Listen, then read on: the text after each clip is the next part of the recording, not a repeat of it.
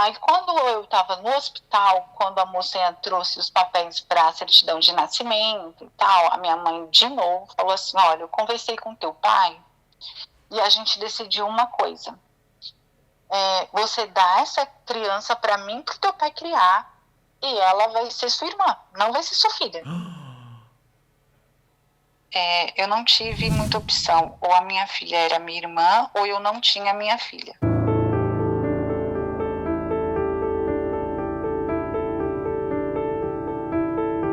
Eu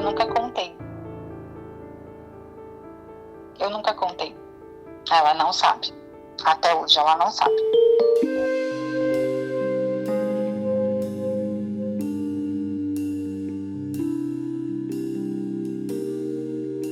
Gata, imagina que na sua primeira vez, que nem foi porque você quis, você engravida.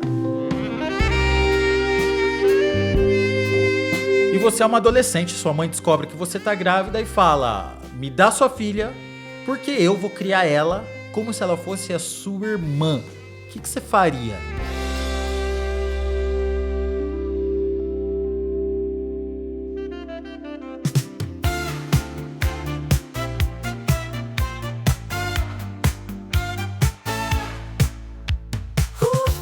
Rufus, meu amigo verdadeiro, com você sei que posso desabafar sem medo.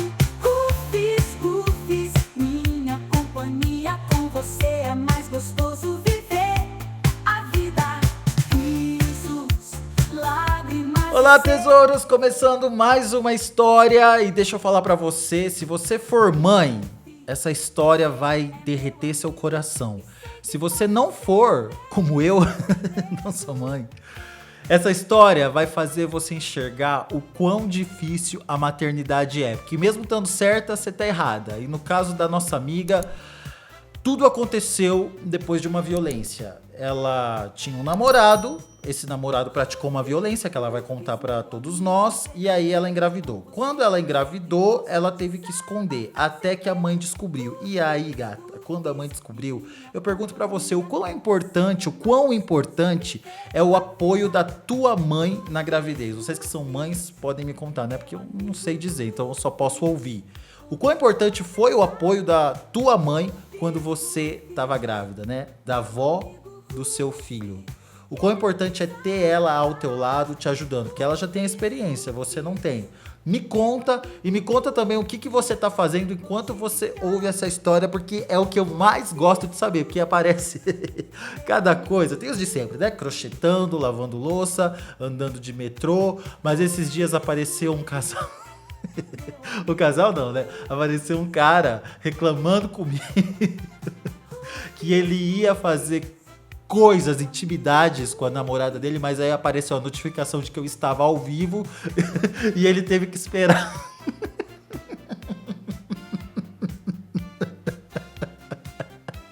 Tô rindo de nervoso.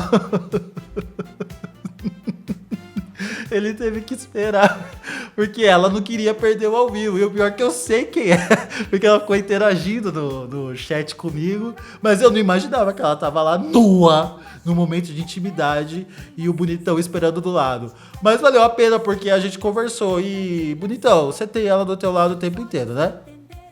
Eu tenho ela do meu ladinho só por 1 hora, que é o tempo aqui da conversa. Então me conta o que você tá fazendo e bora pra história, roda a vinheta! Com vocês, mais uma história com o nosso amigo Rufus. Lia, quantos anos você tem, gata? Eu tenho 41. 41 anos, você é o quê? Eu sou uma bebê. É claro, é uma bebezinha. 41 anos, a gente não sabe nada da vida. Lia, vamos mandar um beijinho pra uma amiga nossa que também é um bebê. Aliás, tesouro, se você quiser que na próxima história eu e a minha convidada te mande um beijo, deixa aqui embaixo o seu nome e a sua cidade. Hoje o nosso beijo vai pra Formosa, em Goiás, pra Josiane Moura. Rua Uau, manda um beijo pra Formosa, Goiás, minha cidade, Rufus. Vamos mandar um beijinho pra ela, Lia. Beijo, lindona.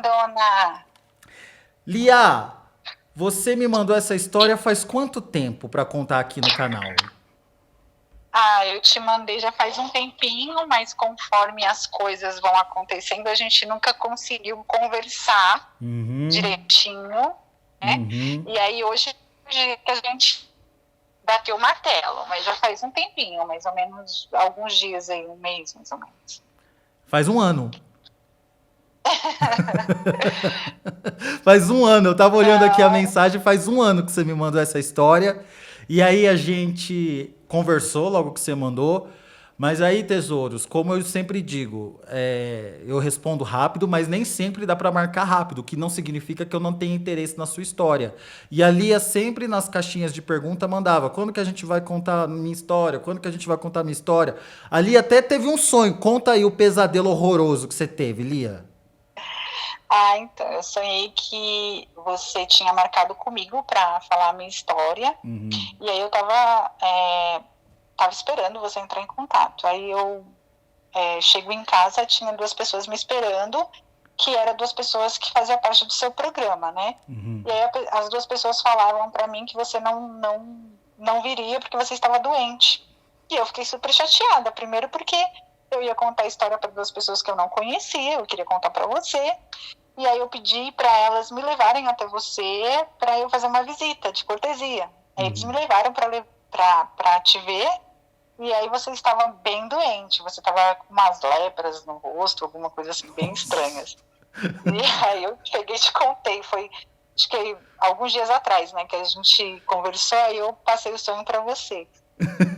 Misericórdia, ela me mandou isso no Instagram. Aí eu falei: não, vamos marcar logo essa história pra ela ver que isso não vai acontecer. Então, não realizou esse sonho, graças a Deus. Lia, estamos aqui e depois você vai me ver pelo vídeo. Eu estou ótimo. Estou, inclusive, com uma blusa maravilhosa azul, que é da Usual, tesouro. Se você quiser comprar uma dessa pra você mesma, porque dá pra você fazer um cropped, uma coisa, usar mais curtinha, ou pro seu marido que anda mal vestido por aí, compra uma dessas que ele vai arrasar. Você vai lá no Instagram da Usual, que vai aparecer aqui embaixo, e você pode usar o meu cupom RUFES15, que você vai ter 15% de desconto. Apoie quem apoia seus amigos. Mesmo se você não for comprar agora, vai lá no Instagram deles e fala que você veio pelo Rufes, pra eles verem que a gente tem força! E para agradecer também, né, a força que eles estão dando aqui pro canal.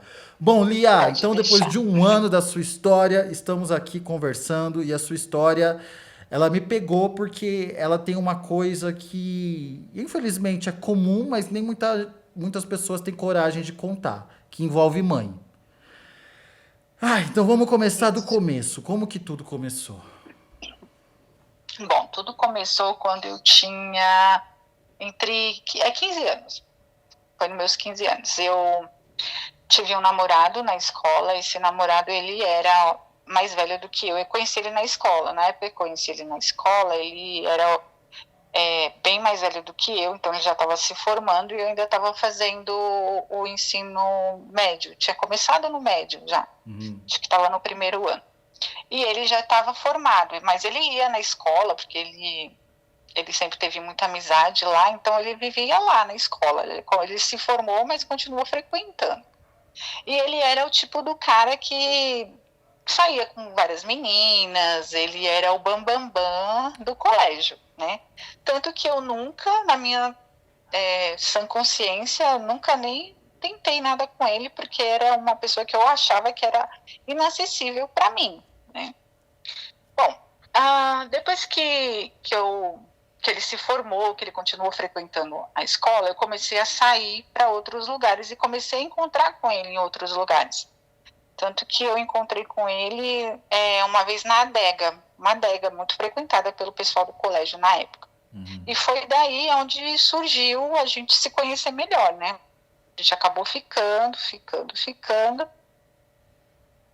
E aí, eu achava que era um namoro, mas eu vejo que não era um namoro, porque a gente só ficava assim em poucos momentos juntos, né? Mas ele me fazia acreditar que aquilo era uma coisa real, que era uma coisa duradoura.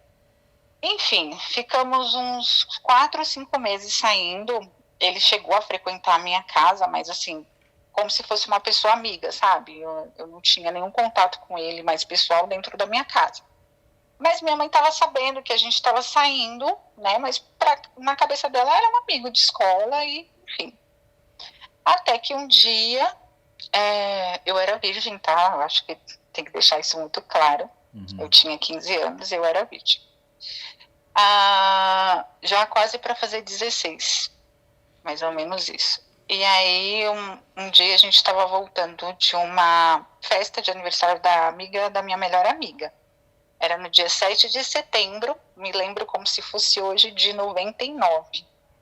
Era um dia 7 de setembro, a gente estava voltando dessa festinha que ficava a poucas quadras da minha casa. Aí ele falou, eu vou te deixar na porta da sua casa, na portaria da sua casa. Eu falei, tudo bem. Aí ele me deixou na portaria da minha casa e eu ia me despedir dele logo ali, né? Já era 10h30 da noite.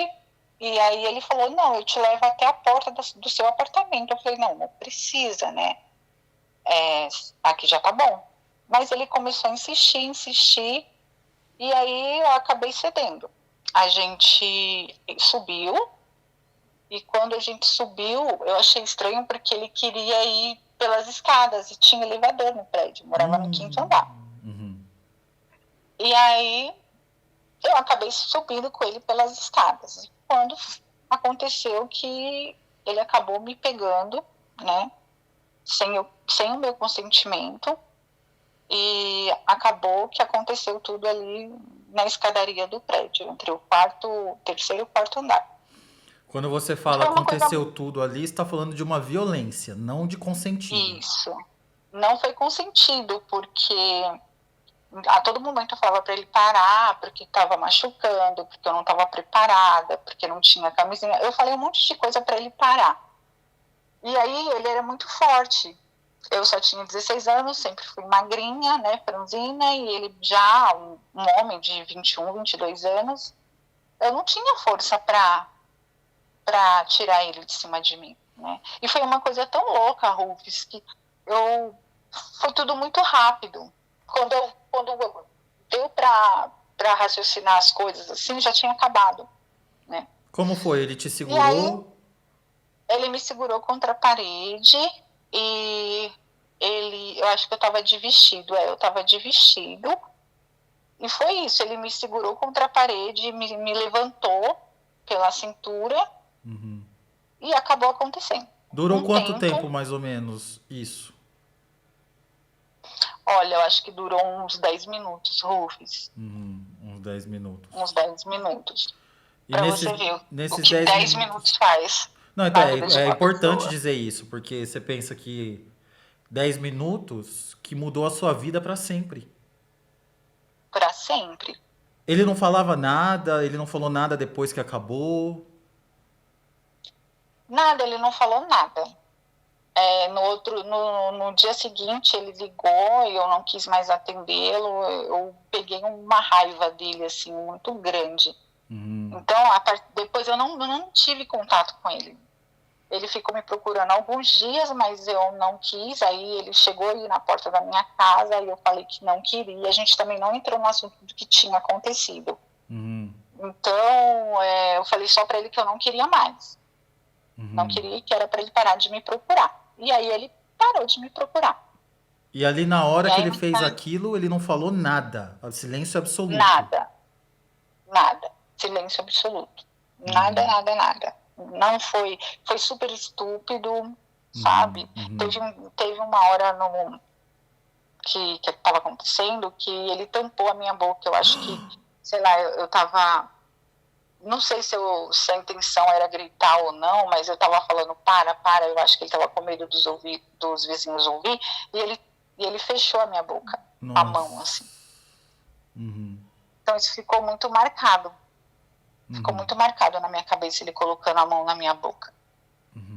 E aí acabou, ele foi embora, eu fui pra minha casa, eu entrei no chuveiro da minha casa, comecei a tomar banho, porque eu acho que todo mundo tem isso, né, de acontecer alguma coisa, parece que o seu corpo tá sujo. Então, eu comecei a me lavar, mas eu me lavava de um jeito, e até aquele momento eu não estava entendendo muito o que tinha acontecido comigo, porque nunca tinha acontecido nada nem muito parecido. Eu nunca tinha passado de beijinhos, né, com com as outros caras, né? Uhum. Então eu fui pro banheiro, tomei um banho e aquilo não saía, e aquele cheiro dele ficou em mim, eu me senti muito suja. Mas aí também me veio um clique na cabeça, eu falei, nossa, e se eu tiver engravidada?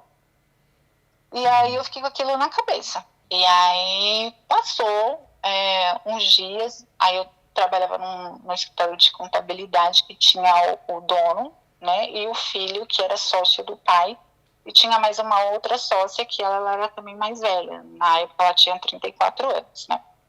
E aí eu fui seguir minha vida, fui tocando minha vida, fui indo trabalhar, até que um dia eu comecei a sentir os sintomas da gravidez. Eu estava para atravessar a rua e estava calor. Aí na hora que eu fui atravessar a rua, a minha vista começou a escurecer. E aí eu dei uma cambaleada, mas consegui atravessar a rua, entrei no prédio rapidinho, lavei o rosto, e nisso, quando eu estava lavando o rosto, me veio uma ânsia de vômito que eu não consegui controlar e comecei a vomitar. Comecei a vomitar assim desesperadamente. Isso foi poucos dias depois que aconteceu o que tinha acontecido. Aí tudo bem, fiquei numa boa, acho que comi alguma coisa e me fez mal. E aí no outro dia eu já acordei com ânsia de novo, vomitando. Aí foi só, daí pra frente foi só pra trás. Todo dia eu acordava vomitando. E aí eu comecei a enjoar cheiro das coisas. E eu não podia contar nada pra ninguém, porque até então eu não tinha contado nem o que tinha acontecido nem para minhas amigas do colégio. Então como é que eu ia dizer alguma coisa? E aí eu me vi ali sozinha, sem poder contar para ninguém, sem saber o que estava acontecendo, se realmente eu estava grávida ou não. Eu era tão ingênua que eu não sabia nem que tinha testes de gravidez na farmácia. Nessa época já tinha. Para você ver o tamanho da minha ingenuidade. Eu não sabia que tinha para vender. Aí o tempo foi passando. E aí, conforme eu fui enjoando e passando mal no trabalho, essa moça de 34 anos, que era uma das sócias, ela sentou comigo e falou assim, tá acontecendo alguma coisa? Aí eu falei, não. Aí ela, você tá muito diferente, porque você começou a emagrecer, seu seio tá muito grande. Aí foi quando eu falei para ela o que tinha acontecido, mas eu não contei para ela o que aconteceu de fato. Eu só disse que eu não era mais virgem, mas eu não disse da violência. Você não contou que era uma violência, você deu a entender que você teve uma relação com seu namorado. Isso. Por quê? Eu não contei que foi uma violência. Porque até então, na minha cabeça, eu achei que eu provoquei tudo isso. Porque eu fiquei pensando, porque eu gostava de ficar com ele. Então, aí eu fiquei naquela dúvida. Será que foi consentido? Mas aí depois eu lembrava, não, porque eu disse não. Né? Mas mesmo assim, eu não contei nada para ninguém. Não contei nada para ninguém. Tanto que eu não contei nada para ninguém, que as pessoas veio saber disso muitos anos depois. Muitos anos depois. E aí essa moça me ajudou. Ela falou assim, olha, eu vou lá na farmácia, lá tem um teste de farmácia, eu vou comprar e você vai fazer. E aí eu lembro que ela comprou o teste de farmácia, me entregou e eu não tive coragem de fazer. Eu joguei lá na gaveta e não fiz. E aí ela todo dia me cobrava, você já fez o teste? Eu falei, não vou fazer agora. Aí ela, não, faz o teste. Eu falei, não vou fazer agora. Até que um dia eu saí para ir no Poupa Tempo, e aí eu levei o teste na bolsa. Não sei por que eu levei o teste, eu só sei que eu levei. Aí eu, no Poupa Tempo, no banheiro do Poupa Tempo, resolvi fazer o teste. Do nada. Simplesmente do nada. E quando eu fiz o xixi lá e coloquei o teste, deu positivo. Aquilo para mim abriu-se o chão, sabe? Porque eu não podia contar isso para meus pais completamente rígidos, né? E eu ficava pensando no meu pai, na minha mãe, como é que eu ia dizer, se eu ia dizer a história inteira, se eu ia esconder alguma coisa. Então tudo foi indo. Aí eu só podia contar com essa moça do meu trabalho. Aí eu falei para ela que eu tinha feito o teste. E aí ela falou, tá, então quando é que você vai contar para os seus pais? Aí eu falei, eu não tenho coragem. Aí nisso ela contou para o dono do escritório. O dono do escritório foi falar com o farmacêutico, que por incrível que pareça, era o farmacêutico da minha mãe. Olha que rolo. Ele foi contar a minha história pro farmacêutico, ele dando as características, ele falou assim, eu conheço essa menina. Ela é filha da minha cliente. Eu não vou fazer nada, porque na verdade esse farmacêutico, ele conseguia usar aquele, ele vendia aquele comprimido, né? Você sabe do que eu tô falando. O que tira a criança, né? Isso. Então, o meu chefe ele queria tanto me ajudar que ele falou assim, eu compro o remédio, sua mãe não vai nem saber. Coitado, também era um idoso. Enfim, ele queria, eu entendia o que ele queria fazer, ele queria me poupar, né? E aí ele falando a história pro farmacêutico, o farmacêutico falou que não ia me vender porque eu era filha dessa cliente dele, que ele me conhecia, que ele jamais venderia esse comprimido para mim. Mas aí ele falou também que não ia contar nada para ela, que eu que tinha que resolver com a minha mãe. Aí tudo bem, passou. Contei para as minhas 2 melhores amigas. Contei para elas, mas também não tive coragem de dizer o que tinha acontecido. Elas me chamaram de irresponsável, falando, pô, você sabe que o cara era safado e você caiu no conto do vigário, e eu não tive coragem de contar. Mas elas me apoiaram do jeito delas, eram meninas também, né, da minha idade. Enfim. E aí o segredo ficou entre nós 3. Você estava vivendo com essa questão sozinha, né? Você pensava em tirar? Rufus, eu não pensava em tirar. Eu não conseguia pensar nisso. Eu pensava de como eu ia contar para os meus pais, mas tirar nunca foi uma saída para mim. Tá. Então, eu sempre pensei que se eu fizesse isso, eu iria morrer. Não precisei contar para os meus pais, porque minha mãe, ela tinha um restaurante. E aí, todos os dias eu ia almoçar nesse restaurante. A minha mãe, ela não via eu passando mal de manhã, porque ela saía muito cedo para ir para o restaurante. Então, quando eu acordava que eu passava mal, mas ela não via. Até que um dia eu fui almoçar no restaurante dela e fui abrir uma panela que estava cozinhando frango. Foi eu abrir aquela panela que o cheiro do frango veio no meu nariz, eu saí correndo para o banheiro para vomitar. Nisso que eu estava no banheiro vomitando, a minha mãe já estava falando com o auxiliar dela. Ela tá grávida, eu vou matar ela, que não sei o que lá, e não sei o que. E eu com medo de sair desse banheiro, eu falei, gente, acabou com a minha vida agora. Saí do banheiro. Aí ela veio falar comigo. Você tá grávida? E eu, não tô, não, você tá, porque eu já tô te percebendo, você tá com o peito grande, você emagreceu, você tá parecendo uma caveira, você não come mais, e não sei o que. Aí eu falei, não, tô grávida, só que não conta pro meu pai. Aí foi a mesma coisa de falar, não, vai lá correndo e conta pro meu pai. Aí ela falou pro meu pai, quando eu cheguei em casa do trabalho, meu pai já estava diferente comigo. Meu pai sempre foi um cara super legal, um pai maravilhoso, só que isso bateu muito nele, sabe? Ele ficou dias sem falar comigo. Dias, ele não tocou no assunto, ele simplesmente me ignorou completamente. Eu acho que ele estava processando ainda, sabe? E aí minha mãe, em vez de me acolher, ela começou a me perseguir.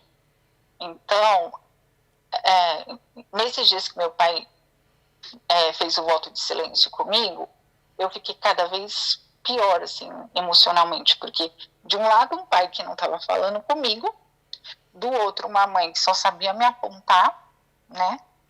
E aí a minha mãe falou assim, como é que ele pegou você e te engravidou? Eu quero saber isso. Por que vocês não usaram camisinha? Rufus, eu podia ter falado tudo para minha mãe. Eu acho que se eu tivesse falado o que tinha realmente acontecido, talvez eu não teria o que eu sofri. Eu me calei, assim. Eu simplesmente falei que a gente tinha usado camisinha assim, que estourou a camisinha, inventei aquela história, porque para mim eu acho que a vergonha seria pior se eu falasse a verdade, né? Enfim, depois de uma semana meu pai começou a conversar comigo, aí falou que era muita irresponsabilidade minha, eu ter engravidado, mas que tudo bem, o que aconteceu, o que ele poderia fazer. Aí meu pai me acolheu. Mas a minha mãe, Rufus, olha, sabe aquela bruxa má dos contos de fada? Uhum. Era minha mãe. A minha mãe, ela sempre foi um pouco mais dura comigo, assim, mas eu sempre soube que ela sempre teve muito amor por mim. Mas a minha mãe, ela é uma pessoa mais rústica para dar carinho, né? Então, esse lado, assim, de mais afetivo, eu sempre busquei muito no meu pai. A minha mãe era uma pessoa muito mais prática, ela cuidava do filho mais na praticidade. Meu pai não, era mais do lado afetivo, né? E nesse momento que você está grávida, você quer sua mãe. E eu não tive minha mãe. Então, quando tudo ficou às claras em casa, que eu estava esperando o filho, estava todo mundo sabendo, a minha mãe, ela começou a me maltratar. Então, se eu passasse mal, ela jogava, cara, você está passando mal? Ué, por que você está passando mal? Você nunca te falaram que gravidez era assim? Ela não me dava um copo com água. Eu tinha aquela gravidez que é bem difícil, que é aquela que a mulher vomita o tempo todo, sabe? Era eu. Então, eu não comia, eu não conseguia tomar água, eu não conseguia nada. Eu só vomitava o tempo todo, e eu fui emagrecendo, deprimindo. Eu parecia. Minha mãe não gostava de falar nesse assunto, ela odiava. Então, eu comecei a ir no hospital sozinha. Aí uma vez eu falei assim, mãe, vai ter a ultrassom, a senhora quer vir? Ela falou assim, o que eu vou fazer lá? Eu falei, não, mas você não quer ver, né, o neném, eu vou saber o sexo. Ela falou assim, não é problema meu, não quero saber. Eu E não o quero saber genitor da nada. criança? Até então, eu não tinha falado para ele de nada, que eu estava grávida, e ele sumiu. Eu via ele assim, mas eu não conversava com ele, porque eu tinha ódio dele, eu não gostava dele, eu não queria nem saber dele. E ele nunca mais se aproximou de mim, ele já estava com outro relacionamento. E aí eu ia no médico sozinha, né? Aquela solidão, porque quando a gente está grávida, tudo para você é motivo de choro. Então eu chegava no médico, assim, aí eu via umas mulheres com os pais dos bebês, as outras mulheres com as mães, e eu sozinha, completamente sozinha. Aí eu fiz o ultrassom e era uma menina. Vim toda feliz em casa, fui contar para minha mãe. Eu falei, mãe, é uma menina. Ela falou assim, é? Tomara que você pague com a sua filha o que você fez comigo. Desse jeito, Rubens. E aí eu vi naquele momento que eu não podia contar com a minha mãe, de verdade. O meu pai não, meu pai fez festa, meu pai escolheu o nome. Nossa, meu pai foi maravilhoso, né? E assim foi até o final da gestação. E aí no final da gestação, no meio da gestação, ela tinha falado assim para mim, olha, quando você tiver as dores do parto, você vai para o hospital sozinha, porque eu não vou levar ninguém para ter ninguém. Ela falava isso o tempo inteiro para mim, Rufus. O tempo todo ela dizia que eu podia arrumar o dinheiro para o táxi, que eu podia arrumar alguém para me levar para o hospital, porque ela não ia sair de casa para levar ninguém para ter filho. Aí tudo bem. Chegou o dia do parto. Comecei a sentir dores, mas aí tudo que acontecia comigo eu não contava para ela, porque toda vez que eu falasse alguma coisa, ela me jogava alguma coisa na cara. Então, eu comecei a sentir uma dorzinha, mas não falei para ela. Ia toda hora no banheiro. Aí eu acho que ela viu que eu estava indo toda hora no banheiro, ela veio perguntar para mim, o que você está indo toda hora no banheiro? Eu falei assim, não, é que toda hora eu estou indo fazer xixi. E é um xixi esquisito, porque não é um xixi normal. Aí ela entrou no banheiro comigo, ela falou assim, deixa eu ver aqui. Aí ela olhou, ela falou assim, a sua bolsa estourou. Aí ela falou assim, pode ligar para sua tia, para suas amigas, para ela levar você para o hospital, porque eu não vou. Isso era 9 horas da noite. Liguei para minha tia, que morava na mesma rua que eu. Tia, me leva no hospital que eu vou ter o neném. Aí ela, cadê sua mãe? Por que ela não vai com você? Eu falei, minha mãe falou que não vai. Aí a minha tia falou assim, me passa o telefone pra ela. Aí eu passei o telefone, acho que minha tia descascou em cima dela. Tia, sim, mas que ela...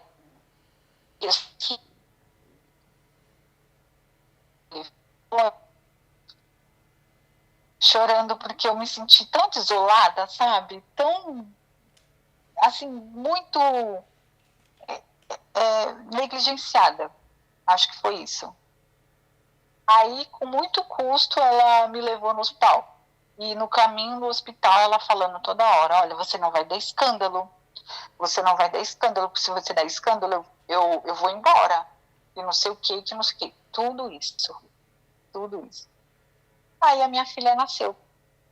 A minha filha nasceu, parto natural. E aí eu fiquei 3 dias no hospital. Esses 3 dias, 2 dias as minhas amigas foram, né, me visitar. E no último dia que eu ia ter alta, ela foi também, porque eu não tinha levado nada, então precisava levar as roupinhas do bebê e tal. E aí ela acabou indo levar, e ela também precisava assinar minha alta. Acho que foi mais por isso que ela foi, né, para assinar minha alta, porque eu acho que se ela não tivesse lá para assinar, eu não teria saído. Chegando perto dos 9 meses, a minha mãe sentou comigo e falou assim, olha, a sua prima fulana de tal tá tentando um filho e ela não tá conseguindo. Já que você engravidou, dá um filho para ela criar. Mas antes disso, Rufus, uma coisa que eu esqueci também. No começo da gravidez, ela tentou fazer o meu aborto. Ela comprou os remédios aqui, né? E ela fez eu tomar eu tomei 2 comprimidos. Um eu engoli, o outro ficou escondido na minha boca, e o que era para colocar, né, você sabe aonde? Uhum. Eu entrei no banheiro e joguei na descarga. Eu não coloquei. Só que aí foi uma tentativa falha, porque eu não senti nada. Eu acho que o remédio não fez efeito, porque eu teria que ter tomado 3. Uhum. E aí eu só consegui engolir 1, porque ela fez eu engolir 1. Ela abriu a minha boca e fez eu engolir 1. Quando ela viu que eu engoli 1, o segundo eu coloquei na boca, só que ela não supervisionou, então eu escondi na bochecha. E aí eu entrei no banheiro para colocar o outro. Então acho que foi por isso que eu não consegui ter o aborto. Porque além que eu já estava com os 3 meses de gestação, que foi quando ela soube, quando ela me deu o remédio, não aconteceu nada. Teve esse fato. Mas você sabia para que eram esses remédios que ela estava te dando? Sabia, e eu passei a gestação inteira me sentindo culpada, porque na minha cabeça a minha filha já ia nascer com algum problema. Eu já estava pronta para isso, sabe? Sabe quando você está pronta para uma coisa? Eu falei, não, minha filha vai nascer com algum problema e eu vou ter que cuidar assim mesmo. E não sei o quê. Mas graças a Deus ela nasceu super sadia. Não aconteceu nada com ela. Aí, quando eu estava chegando nos 9 meses, ela me chamou para falar dessa prima que estava tentando engravidar e que essa prima não estava conseguindo e que eu era para dar para essa prima. Aí eu disse que não. E o meu pai era muito influenciado pela minha mãe, né? E aí, o meu pai não chegou a falar nada sobre esse assunto, mas eu acho que ele também não iria concordar, mas ele não queria muito debater com a minha mãe. Minha mãe provoca pavor em todo mundo. E aí, eu falei que não, e tudo bem. Aí, quando eu estava no hospital, quando a moça trouxe os papéis para a certidão de nascimento e tal, a minha mãe, de novo, falou assim, olha, eu conversei com teu pai e a gente decidiu uma coisa. Você dá essa criança para mim, para o teu pai criar, e ela vai ser sua irmã, não vai ser sua filha. Aí eu falei, não, eu tive a minha filha e vou criar ela. Ela falou assim, olha, filho é pro resto da vida. Se você ter essa filha, você criar ela, você nunca mais vai arrumar um homem, sua vida vai acabar, você não vai pra escola, porque eu também não vou ficar olhando o filho de ninguém. Eu crio o filho meu, filho dos outros eu não crio. Ela disse isso pra mim. Eu com a minha filha no colo pra vir pra casa. E essa pressão psicológica. O que você sentiu a hora que ela falou pra você dar sua filha? eu senti como se eu fosse um cachorro e ela quisesse dar minha cria. Foi o sentimento que eu tive. Para ela ali, ela não tinha sentimento nenhum pela minha filha. Nenhum. E realmente, ela não tinha sentimento nenhum pela criança. Rufus, ela chamava minha filha de feia. Ela chamava minha filha de feia. Aí eu vim para casa com a bebê e ela tinha falado assim, se você teimar em criar essa menina, você vai me conhecer. E realmente eu conheci, porque ela tinha dito para mim que ela não iria me ajudar em nada. E assim ela fez. Ela não me ajudou em nada. E aí voltei para casa. Nisso que eu voltei para casa, eu voltei num domingo, e aí a bebê tinha tomado banho no domingo, né? Então eu falei, bom, não vou dar banho mais, que ela tomou banho. Aí na segunda-feira, eu fiquei esperando a minha mãe para me ajudar a dar banho nela, né? Aí a minha mãe chegou do trabalho, eu falei assim, mãe, vamos dar banho na bebê, né? Aí ela, eu? Não. Ela cumpriu tudo que ela prometeu. Ela disse que não ia ficar com a minha filha para ir pro colégio. Ela cumpriu. Ela falou que não ia cuidar da minha filha, me ajudar a criar, ou cuidar. Ela também não me ajudou. Tanto que quando a minha filha estava em casa, que eu precisei dar banho na minha filha, ela falou que não ia dar banho porque a filha não era dela, era minha, e que eu me virasse.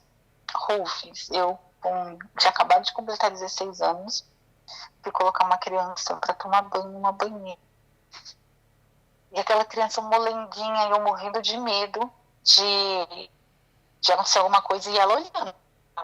Falava assim, olha, vê se essa água não tá quente para apelar a menina, viu? Olha, assim você vai machucar essa criança. Ainda a dando um banho, ela ainda ficava me hostilizando naquele momento para derrapar. E aí foi isso. Minha filha chorava de cólica, eu não sabia o que era, eu não sabia que era cólica. Olha, Rufus, sinceramente, era uma cena de... Aí eu lembro que eu estava no ensino médio, eu estava quase terminando o segundo ano. Eu estava no segundo ano do médio. E eu queria ir para a escola. Queria porque queria. Minha filha tinha nascido numa semana, eu queria ir para a escola na outra semana. Porque eu tinha a prova. E eu lembro que era uma prova muito importante.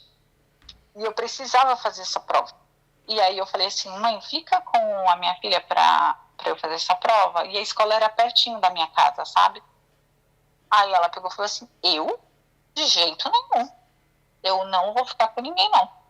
E, Rufus, para você ter uma ideia, a minha filha ainda estava com o umbigo, ainda não tinha caído o umbigo. O cordão umbilical. E aí, não tinha caído. E eu nem tinha, eu levei alguns pontos também, né, porque eu não tive passagem, então eu tava com ponto, minha filha com umbigo, e eu fui pra escola, e eu estudava à noite. Em junho eu já tava meio friozinho, sabe? E eu fui pra escola, levei minha filha. O professor achou aquilo um absurdo, porque ele falou assim, o que você tá fazendo com essa criança aqui? Eu falei, eu vim fazer a prova. Ele falou assim, mas por que você não deixou sua filha em casa? Eu falei, porque não tinha com quem deixar. Meu professor ligou na minha casa, chamou minha mãe de irresponsável.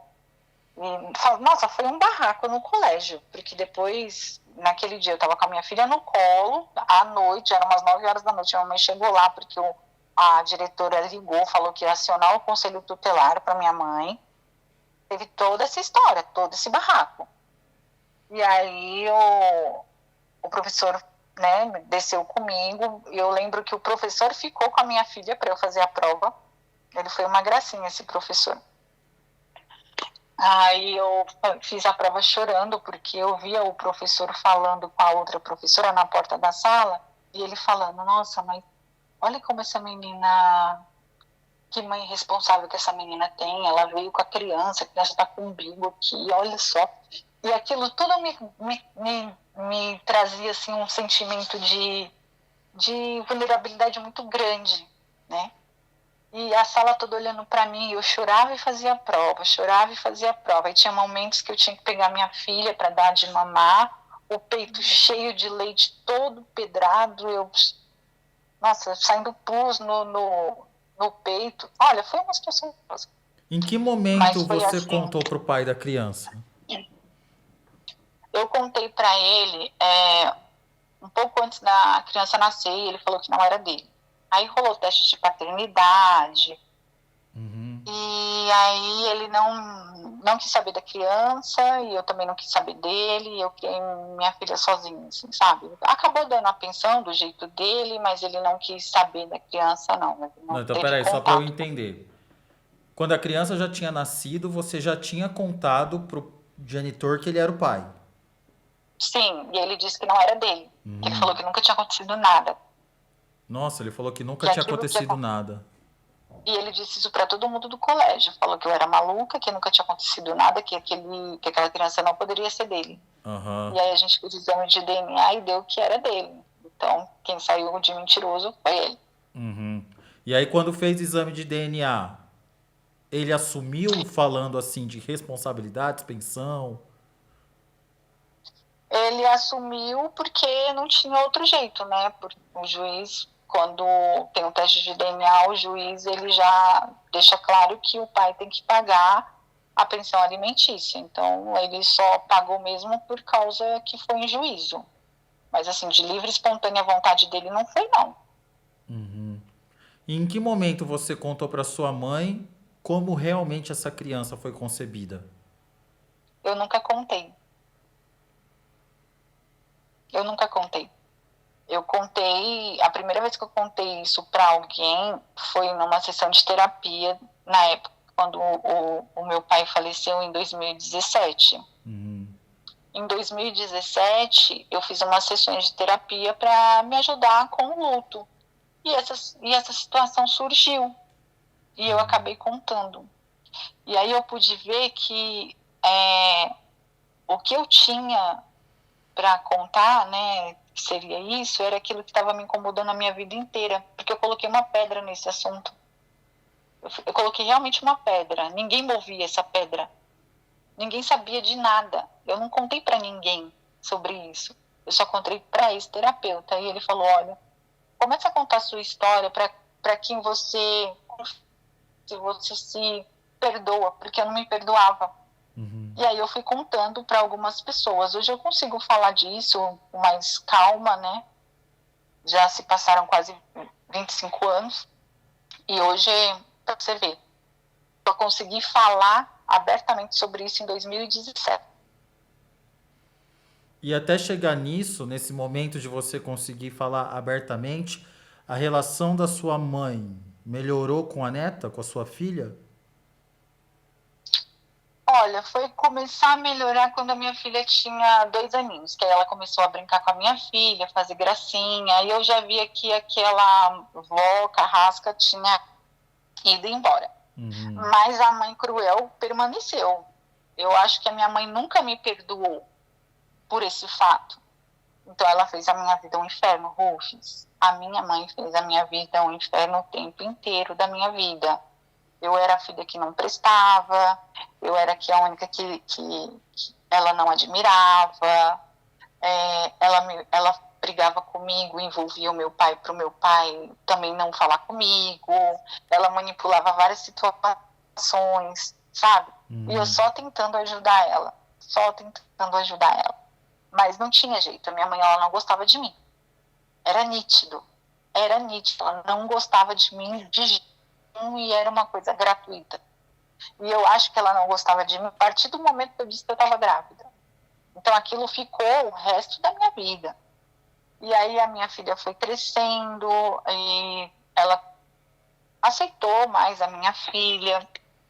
Aí teve um momento que o meu pai faleceu em 2017. Meu pai faleceu em 2017 e as coisas com a minha mãe ainda não eram boas. A gente tinha brigas assim que era uma semana assim, a outra também, né?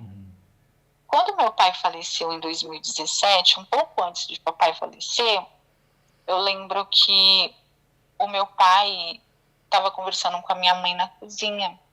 Isso, acho que uns 2, 3 meses antes da minha mãe falecer, do meu pai falecer. E aí eu levantei do quarto e eu vi que eles estavam conversando. Aí eu fiquei meio que escutando, né? Eles não me viram naquele dia. Eu estava no meu quarto ainda, a porta estava aberta, mas eu consegui escutar o que eles estavam conversando. Aí meu pai tomando o cafezinho dele com a minha mãe, aí ele falou de mim. Ele falou assim, olha, você briga muito com essa menina. Eu não sei o que vocês tiveram na vidas passadas, que vocês brigam o tempo inteiro. Aí a minha mãe falou assim, é porque ela é ruim. Aí o meu pai olhou para ela e falou assim, ela não é ruim. Ela é a melhor filha do mundo. E eu só vou morrer em paz se um dia eu ver vocês amigas. Aí minha mãe falou assim, então eu espero que você viva muito, porque isso está tão longe de acontecer. E isso ficou na minha cabeça. Passaram-se poucos meses, acredito que 2, 3 meses, papai teve um problema de ataque cardíaco. Morreu em casa, inclusive nos meus braços, com a família toda ao redor. Meu pai, antes de morrer, Rufus, eu fui acudir ele lá no quarto dele, comecei a fazer as massagens, e minha mãe desesperada, chorando lá e perto do meu pai. E meu pai, como ele morreu de insuficiência cardíaca, ele não conseguia falar e nem respirar. Só que ele ficava olhando fixamente para minha mãe, como se falasse, eu tô indo. E ele olhava assim para mim também, porque como eu estava fazendo massagem cardíaca nele, ele ficava olhando para mim. E olhava para mim e olhava para ela, olhava para mim e olhava para ela. Daí eu entendi, e eu digo até que foi uma coisa espiritual, porque quando meu pai morreu, eu vi a minha preta velha do lado do meu pai. E foi, inclusive, ela que tinha falado para mim o que meu pai queria dizer com aquele olhar. Porque o meu pai estava tão desesperado para dizer alguma coisa, mas ele não conseguia falar. E aí essa preta velha traduziu o que meu pai queria dizer para mim. Aí ela falou para mim assim, olha, ele só quer que você diga que você vai cuidar da sua mãe para ele poder ir embora. Diz isso para ele poder descansar, porque ele está cansado. Ele não vai voltar mais. E aí foi quando eu disse que eu ia cuidar da minha mãe, que ele podia ir embora, que ia dar tudo certo. Ufes, foi eu dizer isso para ele, o homem morreu. Morreu. E daí por diante foi o que eu fiz. Fiquei cuidando da minha mãe. E ela mudou da água pro vinho comigo. Eu acho que o medo dela era tanto de eu deixar ela, porque na verdade era o que eu sempre falava, que eu só ficava lá na minha casa por causa do meu pai. Por causa dela, eu já tinha ido embora fazia muito tempo. E aí ela começou a ficar mais serena e no final das contas ficou só eu, ela e minha filha em casa. Então eu pagava todas as contas de casa, ajudei muito ela financeiramente. Eu não deixava ela passar assim por nada. Se ela quisesse comprar uma roupa nova e o dinheiro do salário dela não dá, ela pode comprar que eu pago, geladeira, um fogão. Deixa eu te fazer uma pergunta. Pelo que eu entendi, você sempre trabalhou. Portanto, você, se quisesse, poderia ter saído de casa antes e não ter morado com a tua mãe durante todos esses anos. Por que você escolheu continuar morando com ela, mesmo com a relação terrível que vocês tinham? Porque meu pai era muito apegado à minha filha. Era muito apegado. E minha filha nele. E aí eu ficava pensando, se eu sair de casa, não vai ter sentido nenhum para ela e nem para ele. Porque a ligação dos dois era tão forte, Rufus, era tão forte, que a minha filha, quando ficava doente, meu pai não ia trabalhar. Ele ficava na cola dessa menina até essa menina ficar boa, entendeu? Então, eu ficava muito pensando nessa relação dos dois, eu não podia quebrar essa relação, né? E de um outro lado também eu era louca pelo meu pai. Eu gostava muito da companhia dele. E eu não saía, eu preferia ficar em casa brigando com ela do que ficar na ausência do meu pai. Uhum. E como mulher, a sua primeira vez foi uma violência. Você conseguiu Foi ter violência. sexo assim, como tem que ser, prazeroso, como Deus fez pra gente fazer depois disso? Olha, demorou muitos anos. Anos. Eu tive um namoro um ano depois, né, com o filho do contador. Lembra que eu te falei que eu trabalhava no escritório de contabilidade? Uhum, claro.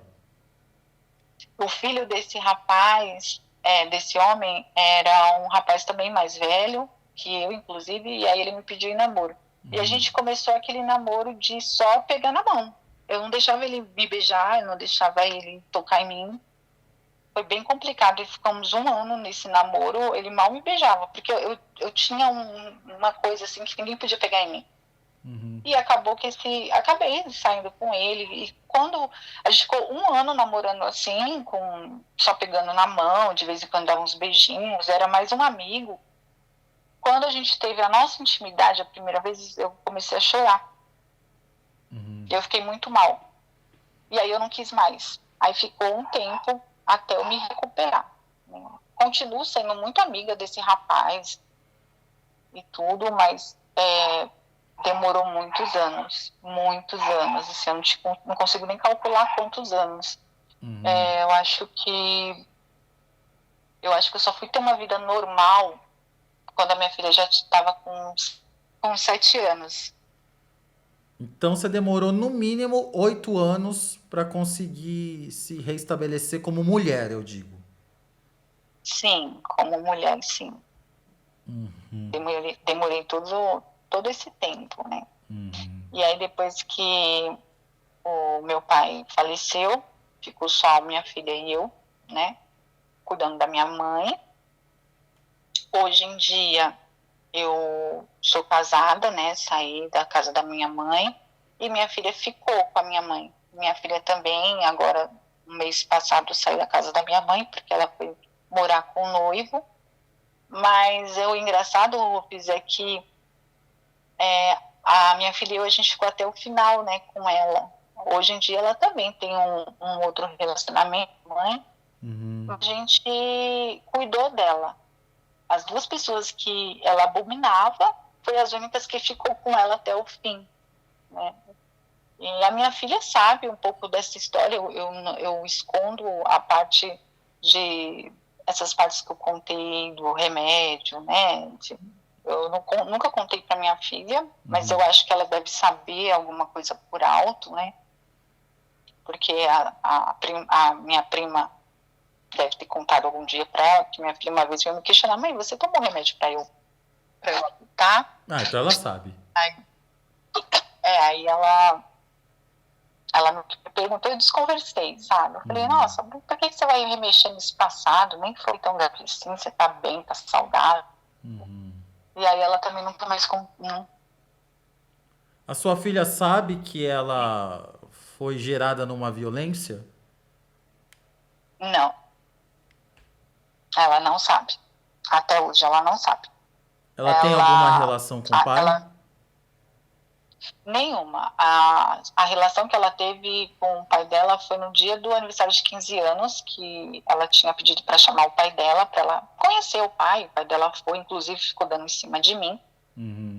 E aí o pai dela, depois desse aniversário de 15 anos, ele já casado, com outro relacionamento, com filhos e com tudo, com a outra mulher, ele querendo dar em cima de mim, ficava me ligando, ficava me cercando. Aí a mulher dele pegou as conversas no WhatsApp, ligou, falou um monte para mim, sendo que eu nem estava dando cabimento para ele, era ele que estava dando em cima de mim, e ela veio ainda discutir comigo. Aí daí eu vi que não dava para eu ter contato nenhum com ele. Eu falei: olha, não dá para conversar com seu pai, não quero mais falar com seu pai. E ela falou assim: mãe, também eu não quero que você fale com ele não, porque ele veio aqui no meu aniversário de 15 anos e ele não ligou a mínima para mim, ficou dando em cima de você. Então essa pessoa eu não quero para minha vida. E segue assim. O pai dela não participa da vida dela e tá tudo bem. Ela é muito bem... Ela consegue lidar muito bem com isso. Quando eu estava grávida da minha filha, a avó dela, por parte de pai, ela olhou na minha cara e me rogou uma praga. Ela tinha dito que a minha filha ia nascer, que ela ia ser uma pessoa infeliz como eu, que ela não ia conseguir nada na vida, como eu não ia conseguir também nunca nada, que ela ia ser uma ninguém que nem eu. E aí eu fiz faculdade, demorou um tempo, porque faculdade, né, era cara, eu tinha uma filha para criar, então eu não conseguia bancar uma faculdade. Fiz uma prova numa faculdade aqui de São Paulo muito conceituada, né? Inclusive, fui bolsista, não paguei R$1 para fazer essa faculdade. Depois de uns anos que eu estava fazendo a faculdade, a minha filha também entrou na mesma faculdade, então fomos colegas de sala, inclusive, depois. E eu sou enfermeira e minha filha também é enfermeira, graduada numa das melhores faculdades do Brasil, né? Então foi um tapa na cara da avó dela que roubou essa praga que, graças a Deus, não pegou. Então a minha filha hoje é o orgulho da minha vida. Ela é uma menina que Deus me mandou, assim, foi um presente lindo de Deus, porque quando eu olhava aquela coisinha pequenininha no berço, eu falava, o que vai ser da gente? E aí agora eu consigo enxergar o que aconteceu com a gente, né? A gente agora somos 2 mulheres fortes que conseguiu vencer na vida com os próprios méritos, e a gente chegou no lugar onde a gente sempre sonhou.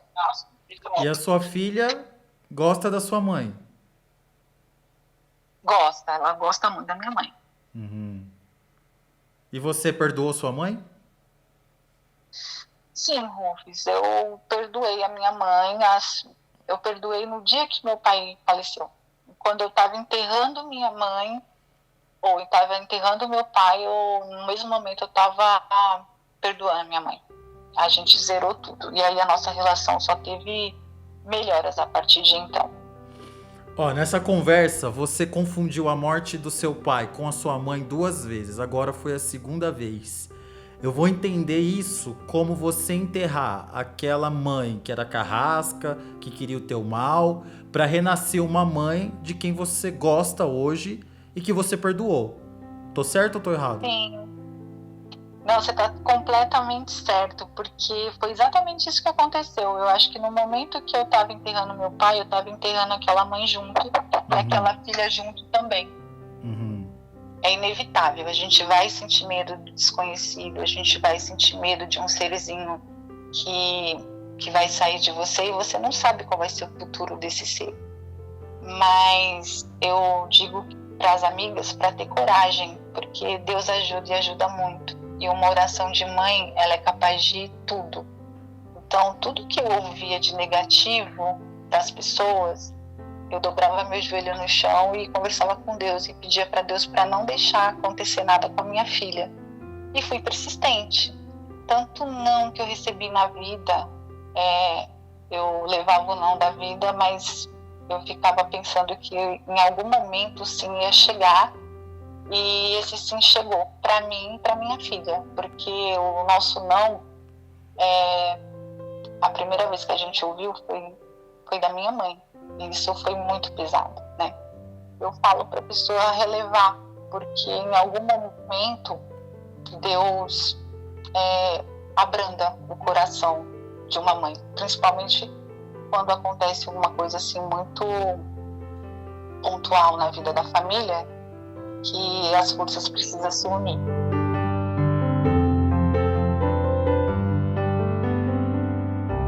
Eu quero te agradecer pelo seu programa, que ajuda muita gente, e dizer que eu estou muito feliz de estar passando essa mensagem, um pedacinho da minha história aí para as amigas.